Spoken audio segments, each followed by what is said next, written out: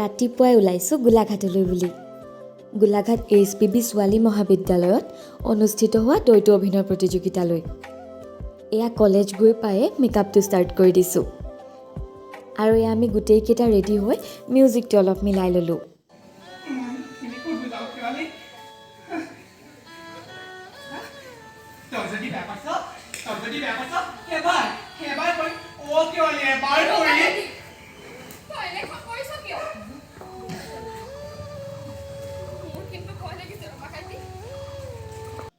আমাৰ পাৰফৰ্মেঞ্চটো কৰি আজৰি হৈ মোৰ প্ৰিয় ব্ৰইলাৰ মাংসৰে ভাতকেইটা খাই দিলোঁ। এয়া আমি গোটেইকেইটাই ভয় খাই আছোঁ যে ৰিজাল্টটো বা কি হয়। কিন্তু ৰিজাল্ট দিয়া দেৰি হোৱাত মই গাড়ী নাপাম বুলি ৰঞ্জিতৰ লগত বাইকতে গুচি আহিলোঁ। আৰু এয়া আমি আহি থাকোঁতে ৰিজাল্টটো পালোঁ যে আমি ছেকেণ্ড পুৰস্কাৰটি পালোঁ।